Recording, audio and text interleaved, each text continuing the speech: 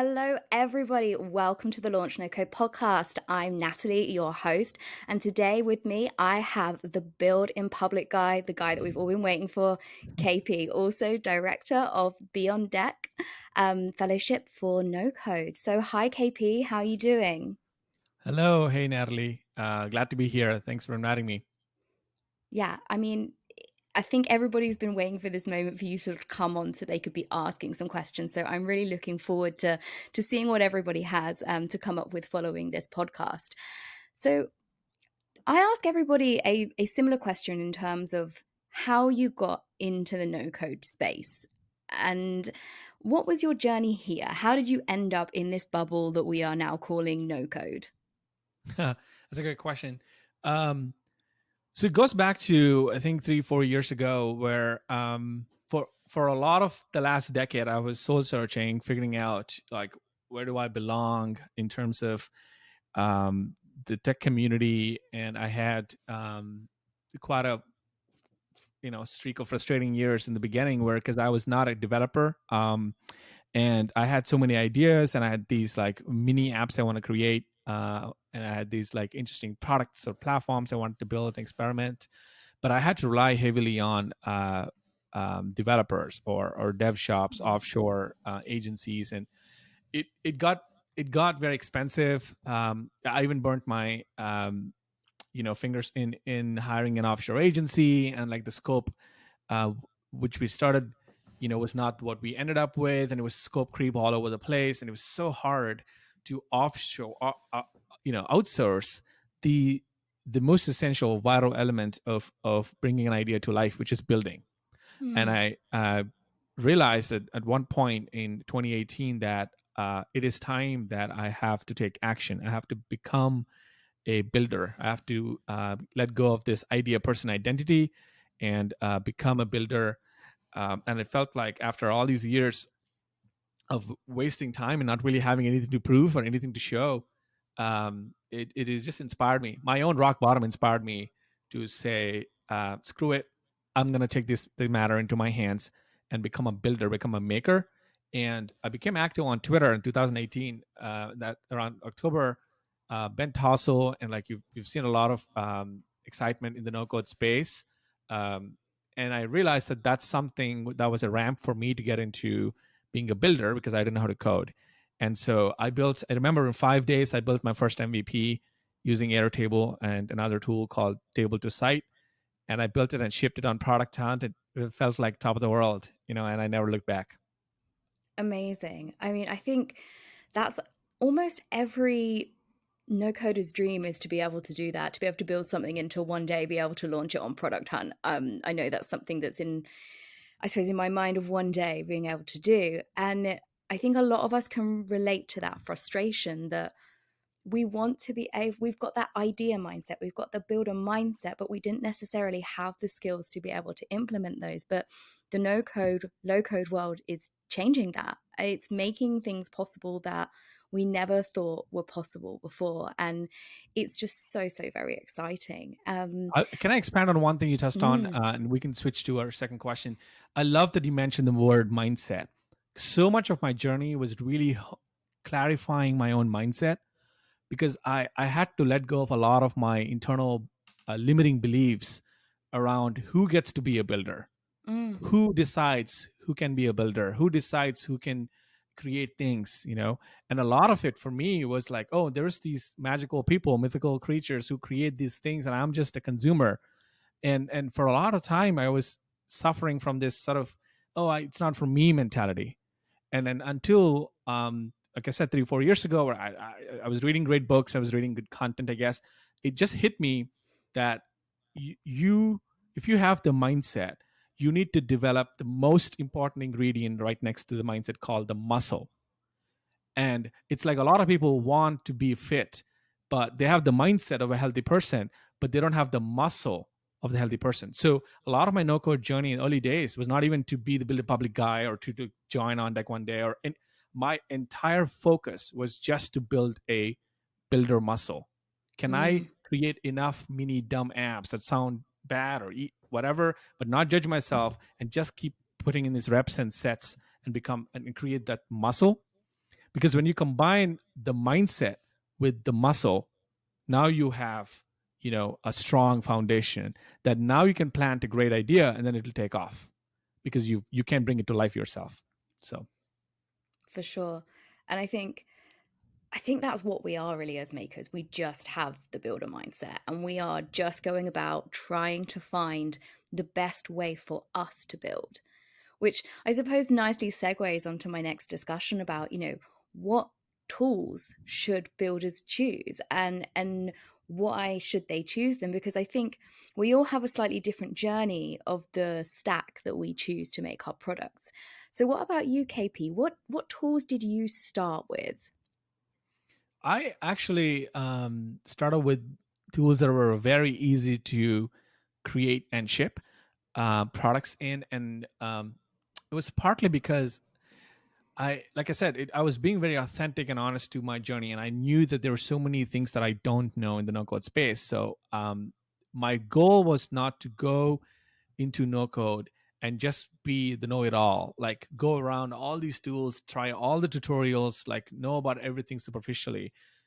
My goal was, what can I pick and choose to build and ship something small, and the focus is on small. I always wanted to, in the beginning, ship something that was small, 5 days, 7 days, 10 days, not more than that. So my stack was initially just Airtable, which was very easy to pick up, Card, which is a very easy landing page builder, and table to site at the time. Mm, And now there's alternatives like Pori.io, Softer.io, which are basically like lightweight front end platforms that are built on top of Airtable. So that was my go-to stack in the beginning, and I shipped really simple directories, content-based listing sites, and I think I staggered my way like a step function, and built very simple things in the beginning, some moderately complex. After 3-4 projects, I started picking up on Webflow, and I used the Zapier Integromat, a little bit, and then finally graduated to Bubble, and I built two things on Bubble, and they took, like, I think one of them took 15-20 days, the other one took slightly longer. But Bubble definitely is a very sophisticated, powerful, almost like almost a full stack platform. And I would say, like, you don't want to go into Bubble that way. You want to start with mm. like get some micro wins under your belt, and then graduate to Bubble. That's really interesting. I think a few of us have gone through that journey where we've kind of found a tool that's helped us and then thought, what's a slightly more complex tool that we can now go and work with? And then, yes, people seem to be moving more and more towards Bubble at the end of their journey, or some people are taking it on right at the beginning. But Yeah. yeah, either way, Either I, way, yeah.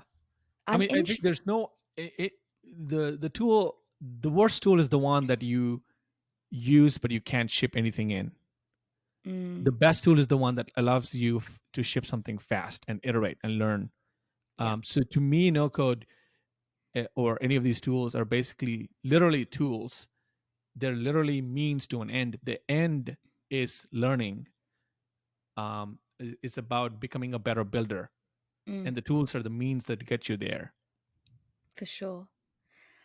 I think another question I have, just reflecting on what you said about your build time, I've always been intrigued. When you count these days, are these like full days that you've worked on in a row, back to back, getting a product shipped? Are these kind of like split up days over a few months? Because I'm always interested about how builders actually build. That's a great question.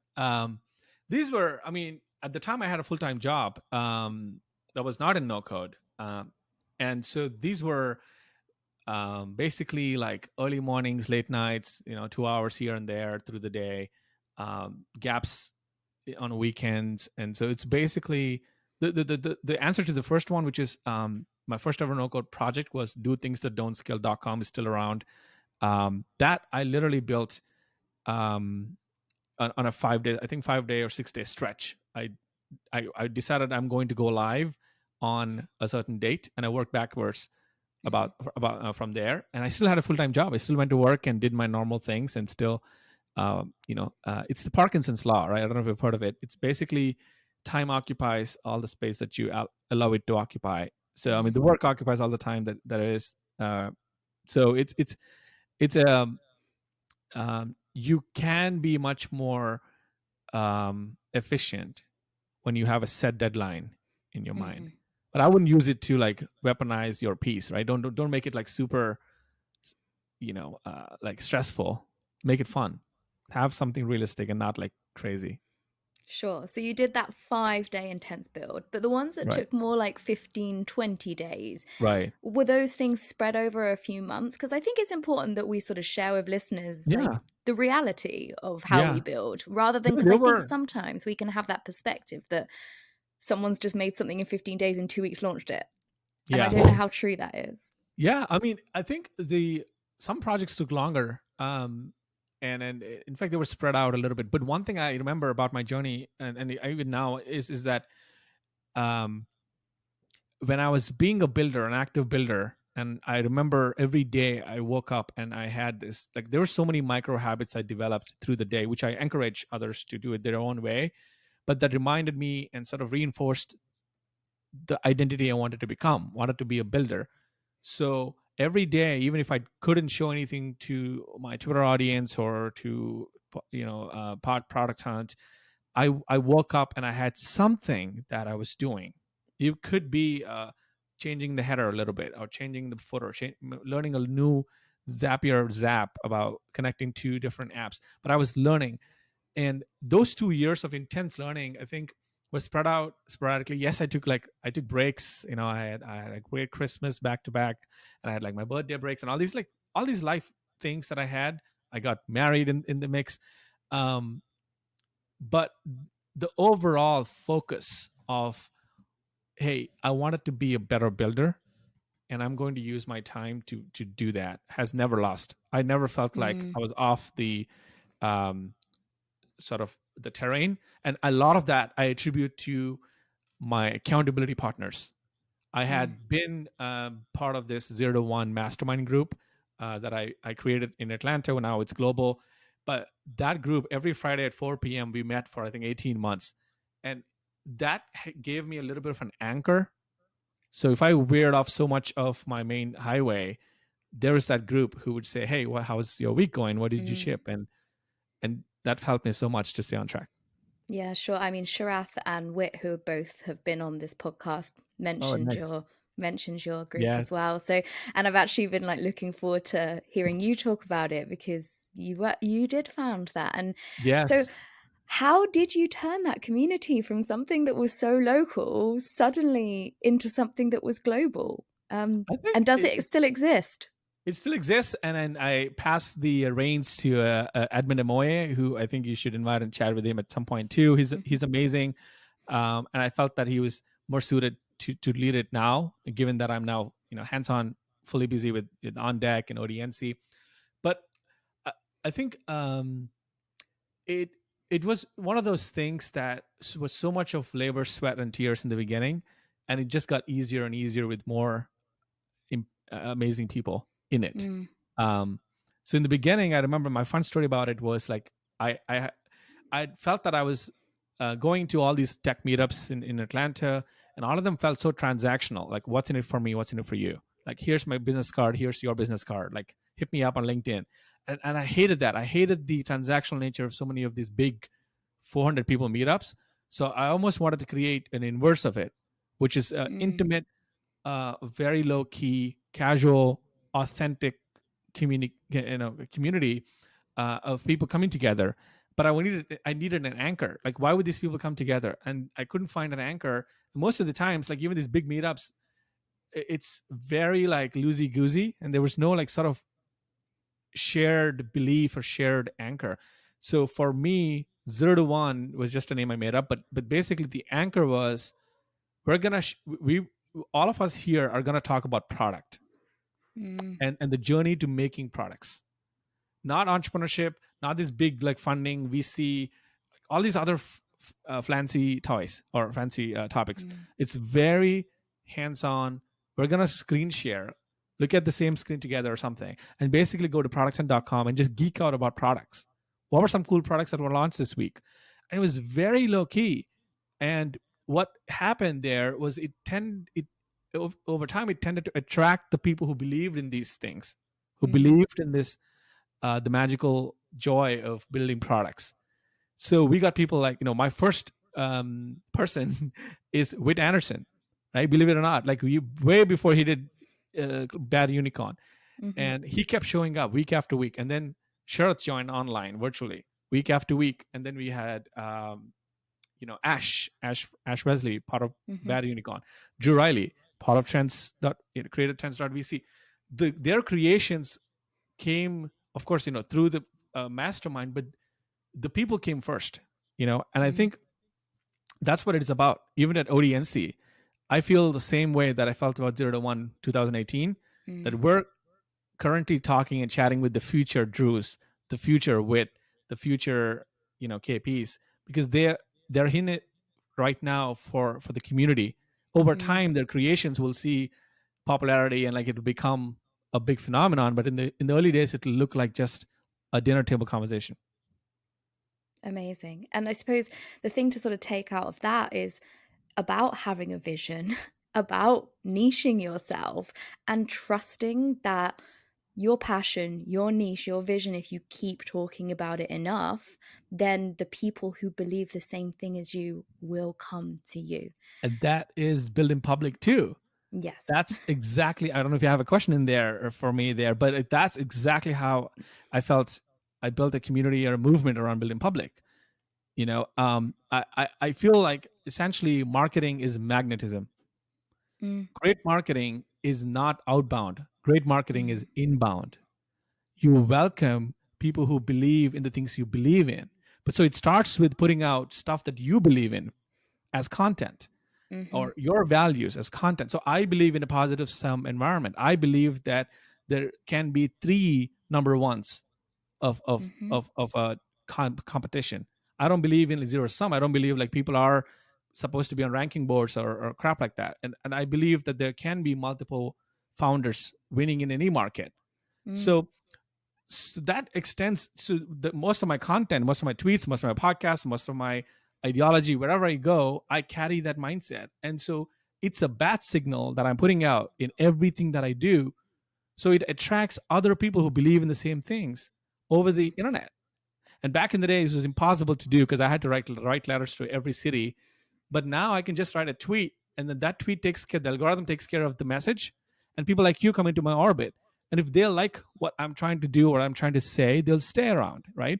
So to me, mm, building public is like an obvious thing to do for any founder in 2021, or a VC or an investor or anybody, any creator, in fact, because what it tends to do is it tends to convert all of your outbound tasks that you had to do in the back in the day. It converts them into inbound. People want to be part of ODNC. Like, it's crazy how we're seeing, for after we had the demo day. I don't know if you've seen the demo day. yeah. We are people coming in saying like, we believe in what you believe, KP. We get it now, right? But in the early days, you're not going to get tons. So you got to be patient. And a lot of this is about conviction and patience. And so Mm, just like with 0 to 1, for a whole 3-4 months, we had just Wit and me staring at each other every Friday.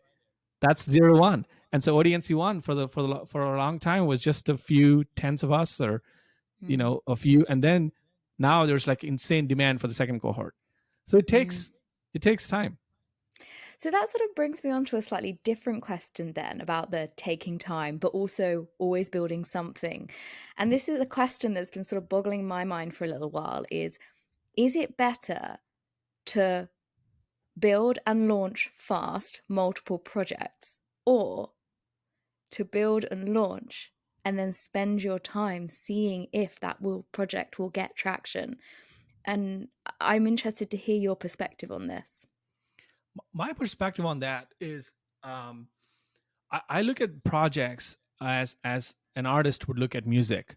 And to me, in the early days, especially if you're a traditional trained artist, right, you've went through all the crap of music growing up, and you already sound better.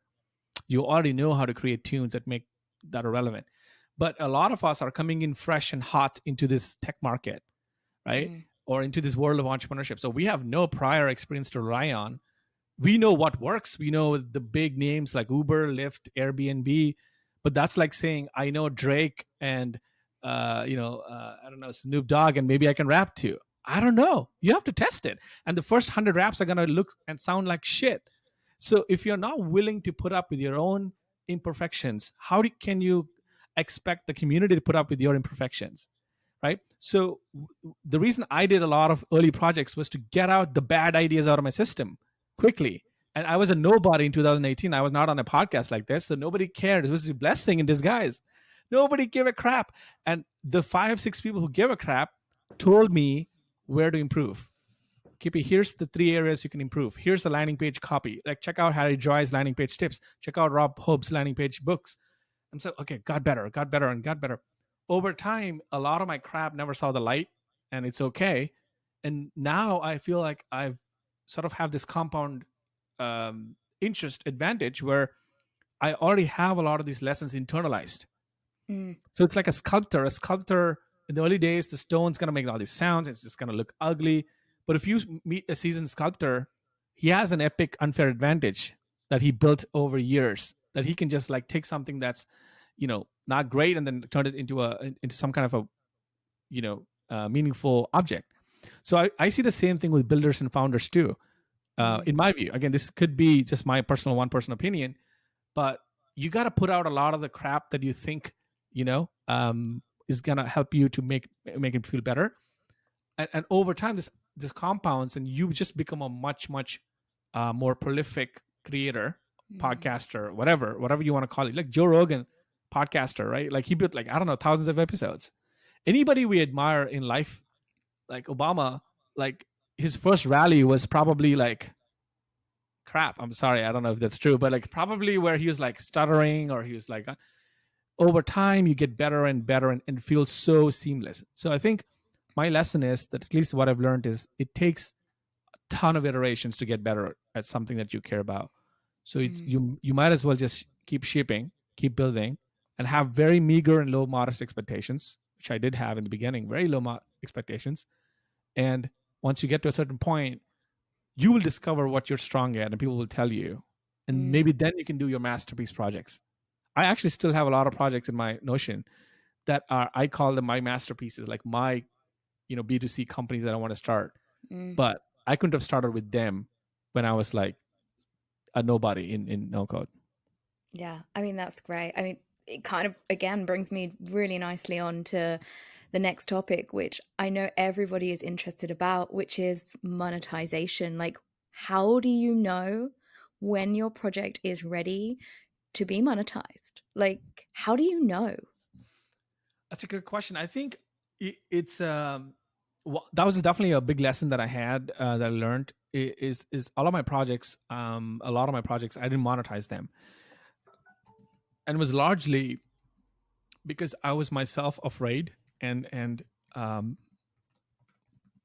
shy, and felt embarrassed that if I put a pricing page and if nobody bought them, it's a verdict, it's a judgment on my personal, whatever.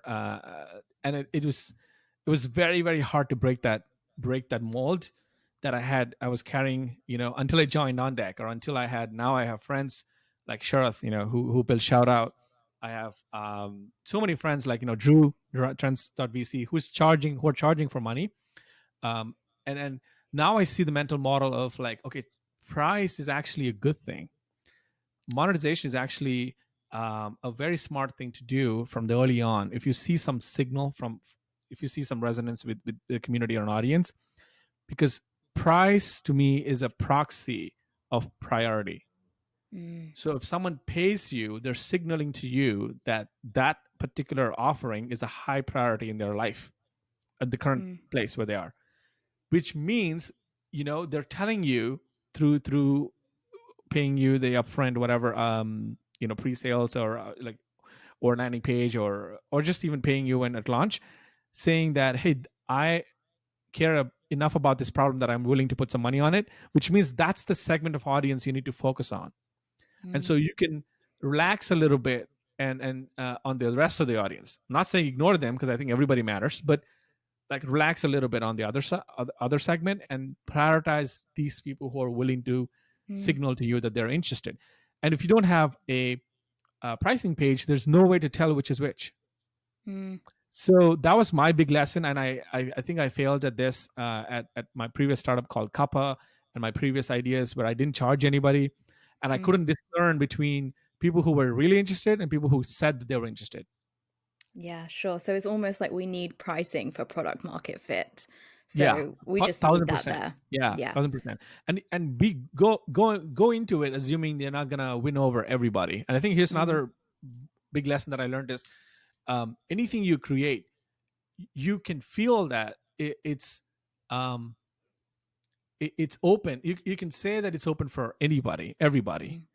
but it's only meant for a few. Over time, you realize that it's actually only meant for a few, and those few you have to discern among. You have to sift for them among like hundreds of thousands of users, and that's why pricing is important. Amazing. Well, thank you so, so much, KP, for joining us today on Launch No Code podcast. It was an absolute pleasure having you. Thank you so much. It was fun. Awesome. You can find me on Twitter. I am at thisiskp_, or you can go to my website thisiskp.com. Then there's a projects tab there. You can see my projects, or you could join one of our future cohorts at On Deck No Code. It is beyonddeck.com/no code. So yeah. Awesome.